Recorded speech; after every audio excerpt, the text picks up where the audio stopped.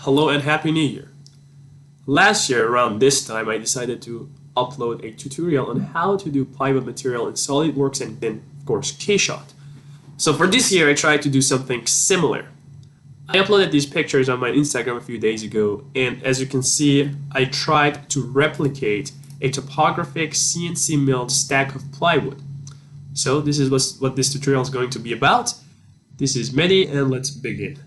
So in SolidWorks, what I did, I first of all made just a simple flat plane. Then I used the freeform feature, where you can find a bunch of tutorials on it on YouTube, so I'm not going to go through the freeform feature.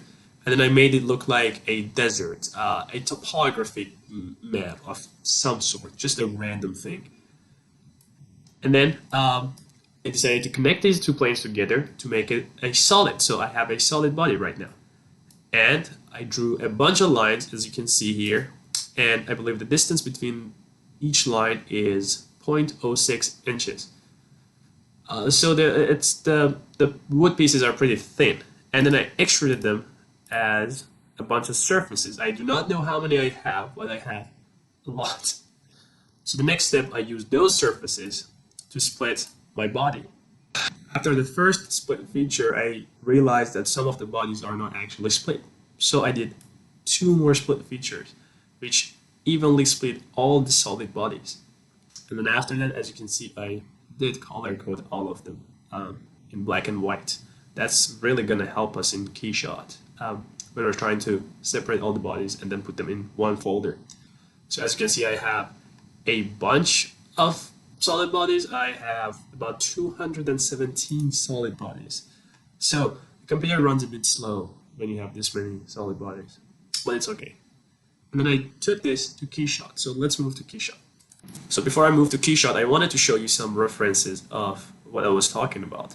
So as you can see, this is I think a tray. It's a cool use of these CNC milled plywoods. This is a fruit bowl. I believe a company sells those, and this is just a thing. I do not know. So just keep this in mind when you're working on a material that you haven't worked on before. Just keep a picture of the material on the side so you can just refer to it. So we're just gonna keep these three, and I'm gonna move to Keyshot. So in Keyshot, as you can see, my scene is already set and everything. My camera is already set, but I restarted or I reset my materials on the plywood. It's already on performance mode because I do not need it to not be on performance mode right now. And the first thing I want to do, or I did basically, I just separated all those different solid bodies and I put them in two different folders. So you should probably do that. It'll help you smoothen your process. So the process of the material graph, that's what I'm excited for. We're just gonna do the black one first. We go to material graph, and it's full screen. Of course, it's full screen. So I had to take a picture of it. And this is what I have right now. It's a diffuse and nothing fancy, really. What I want to change a bunch of things. I actually already saved the material graph in there, so I won't lose it. So the first thing I do want to do, I'm going to go change this diffuse to plastic, and let's change the roughness to 0.1 because we don't want it to be super shiny unless you want to go for a very finished look, which I don't. And after that, what we can do, we can actually pick a color from any part of the screen actually. So we can go to plastic, we can go to our color picker, and we can just pick a color. It's just that one. That's too orange, I believe. So let's pick something less orange. Actually, let's just change it a little bit. I believe that's fine. You have to, again, play with it. And now that we have this color, we're just gonna close this, and we're just gonna go to full screen mode again. The second thing I do want to do, I always tell my friends that they have to add a noise texture to all their materials to just make it look more realistic. So we're just gonna press C, see how big they are, or the material is, and I'm gonna decrease it to 1 millimeter, and I'm gonna connect this to bump. Now we're gonna need a bunch of different labels for this material graph. Let me change this to 0.025, so it's not too much. And the next thing I want to do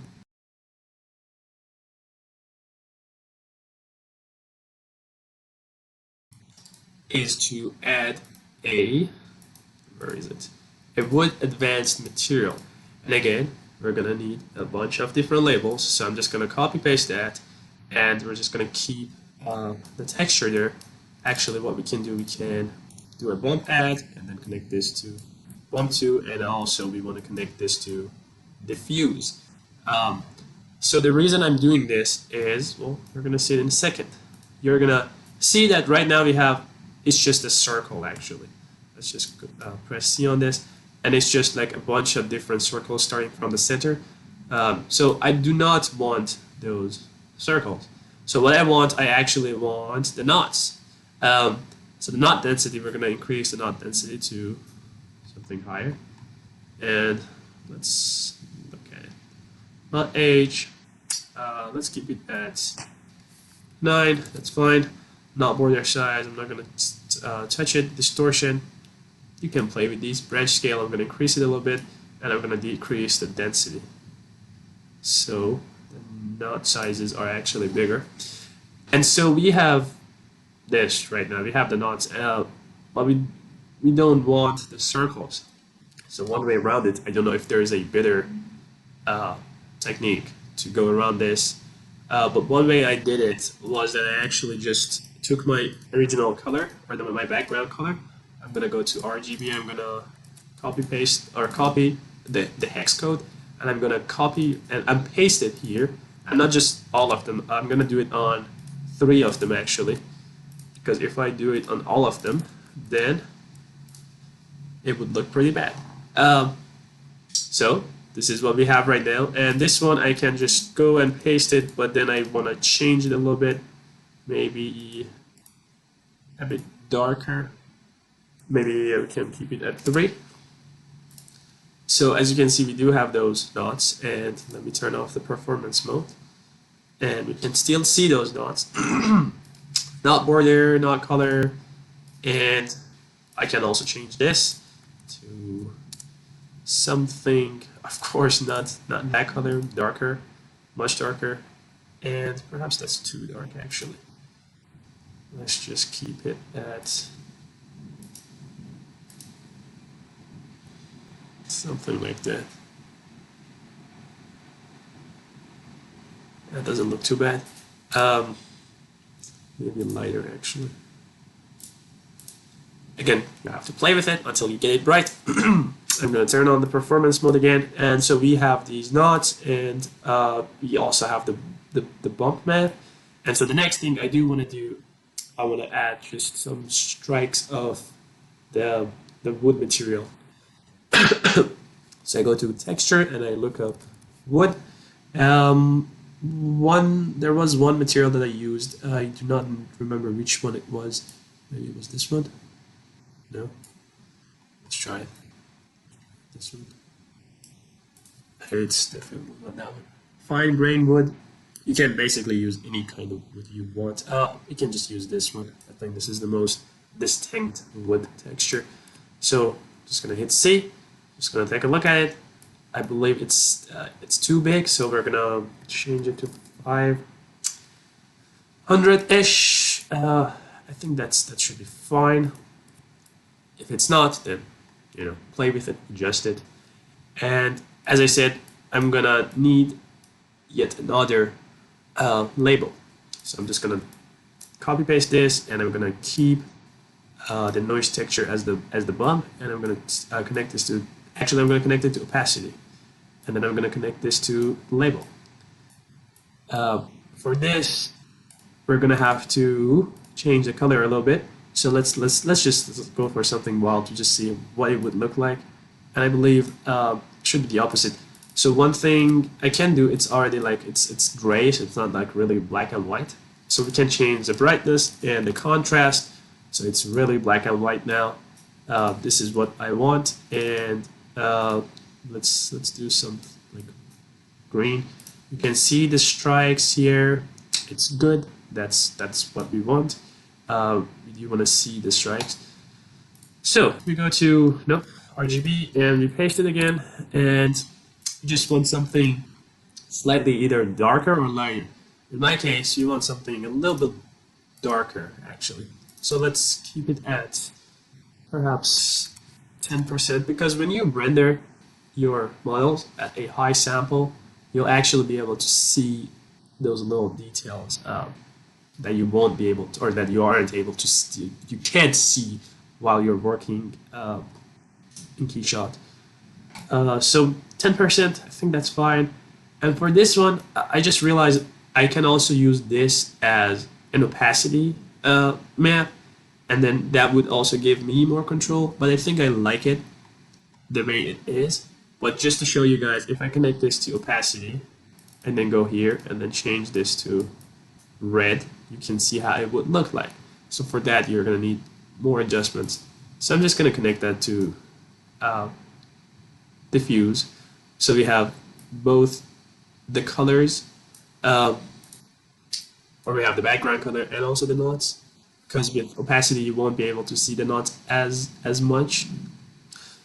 So the next thing I want to do, I actually do not remember what was the next thing. I think I want to do the lines here. As you can see, all these CNC milled materials still have some lines. As you can see here, this one is like less obvious because it's finished, but you can still see some lines here. It's just the drill going back and forth. So that is the next thing I do want to do. So for that, I'm going to go to textures, and I'm going to add a mesh. If you've watched my previous materials or my previous tutorials, you know that I do use this mesh texture a lot. So we don't want it to be circular, we want it to be a linear mesh texture. And it's too much, you can do 1 and perhaps 1.5 actually. I think this is pretty good. And you want it to be on part. And let's just try to see what happens if we put it on UV. And this is the right texture that we want. We want it to be UV. Now, not all materials or all models that you have in Solidworks can be fit with a UV map, but this one does, so that's good. So we're just gonna get out of the mesh, and again, we're gonna have to copy paste our main material, or no, let's just keep the bump, and we're gonna connect it to opacity, and we're gonna connect this to label, and let's just change the thing a bit darker. Perhaps 16 is too much, I believe. Let's do 10. And let's turn off the performance mode so we can see better. And I believe 10 is also too much, so we wanted to have a semi-finished look. So I believe 1 or 5 is decent. It's actually turning better than I was expected. Or 3, 5 is also too much. Let's do 4. Alright, so next thing I want to do, I want to actually do another bump add, and I want to connect this to bump 2, and it's already connected. So we also have the bump for the mesh, which is pretty good. It's looking pretty decent actually. The next thing we want to do, if you look at these, we have 1, 2, and 3 different colors. So this brown looking color is actually on the border. I'm not sure how that happens, but it's just like what you have like on all of them. I guess that's just the outer surface of the individual wood layers that they put on top of each other. So we do want that. We want that brown color to just distinguish between white and the black sections, since we're working on the black sections. So what we want to do, we want to go right click in our material graph. We go to, nope, it's textures, I believe. Is it textures? Yep, it's contour. So if you click on contour, if you go to performance mode, if you click C, you can see we have some contour here. And that's very useful for what we're doing. But this is too thick based on experience. So I'm going to bring it down to 2. And remember, we're going to have to do the same thing for the white pieces that we had. So we're gonna keep this at 2, and the contour quality, the higher it is, the sharper or the crisper it looks. So we can do 0 actually, because I want to connect that mesh to it too. And you're gonna see what I mean in a second. So next thing we want to do, you probably guessed it, we want to copy our main material and then connect it to label. You have another label, and I'm going to connect this to opacity, and I believe you don't have to connect this to the bump node, but it's fine. We're going to keep that as our main bump, and we're going to have to change this, and that is not good because, let's see, you want this to be reverse actually. So we go to utilities and color invert. There we go. And now if we do something weird, you can see that it's only on the edges. So we want some yellowish color. I believe this is pretty good. We're gonna turn off the performance mode too much. Alright, also this is too much, I think. The bump height should be put okay, so we have the contours, and the next thing I want to do, I actually want to connect this mesh to the contour, so they actually go together. So if you see right now, like the contour is just like, it's pretty, it's consistent. We don't want it to be consistent. We want it to have these like stripes on it. So what we can do, we can just connect this to textures. And we should have it. As you can see, we have some parts of our contour basically they're thinner, and some parts are actually thicker. So we can change the thickness as well, but I'm gonna keep it as is, and I'm gonna add a thickness to the second part. So I believe this is it for our white pieces. Now we can play with it. Like here, as you can see, the knot is actually underneath the strikes. I do not know if that's supposed to look like that, or if it's wrong. If it is wrong, if the knot is supposed to be on top of the lines, then you can just easily swap the labels. You can just like put it on top of each other. Okay, so the next thing I want to do, I want to go to performance mode again, and I can actually hide those apples. We don't need to bring them. Just gonna hide the apples, so it would be easier for our Keyshot to render stuff. And what we can do, we can just copy paste this material to our the white panels. So we're just gonna do copy, and we go to, where is it? I have a bunch of stuff. Whites, and we go to material and we paste material. So right now, obviously everything looks the same. We don't want that. You want that to be darker. So since I already did like almost everything, I just need to change the color. So that's what I'm gonna do. And let's go to the first one, to our main background color, and let's do something like that. That might be alright. So RGB, copy, and we're not going to touch that. We're going to touch this, and we're going to touch this again, and we're not going to touch that either. So I believe, am I missing something? This is purple, or not purple, brown, and this one. I was missing this one. So one of them was darker. I do not remember which one. I think, okay, it was this one. So I'm gonna copy, paste. Oh no, I canceled it. Paste, copy, paste. Okay, paste. Okay, and this one, paste. Okay, but we want to change it a little bit, so it's a bit darker. 13, pretty good, looks good. There was one more that needs to be a bit darker as well. So let's do 12 or 13. Okay, there we go. It is darker now. And I believe that's about it. So right now, the purple stuff, or the, why do I keep saying purple? It's actually brown. The brown stuff, they look really consistent. I don't want it to look that consistent, so what I would want to do, I would want to just disconnect this from contour, and then I want to increase the contour. Well, it's already at 2. We're going to increase the contour quality to 1, so it's actually sharper, so it's thicker, but still you get the lines, as you can see.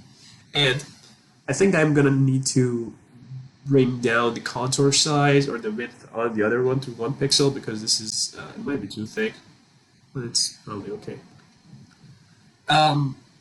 What else do I need? I believe that's it. That's about it, actually. We're going to turn on our apples, and this is just a plastic table I got from the Keyshot library. Let's turn off our performance mode, and let's go to where is it? 7? No, 6. Okay, let's look. Let's wait and just like look at it and just like talk. But all right, guys, this is about it. This is the new tutorial after like a month, 2 months. Let me know what you think of this new tutorial. So already I'm seeing a lot of light. It really depends on you. I feel like this actually looks pretty good. It looks better than the pictures that I uploaded on Instagram, which rarely happens. It actually has never happened. But this looks better. I like the colors better. And let me know what you think. And please subscribe and like and comment if you enjoyed looking at this video. And if you're going to see more stuff, more woody stuff like this, just let me know. And I'll make it happen. And until next time, goodbye.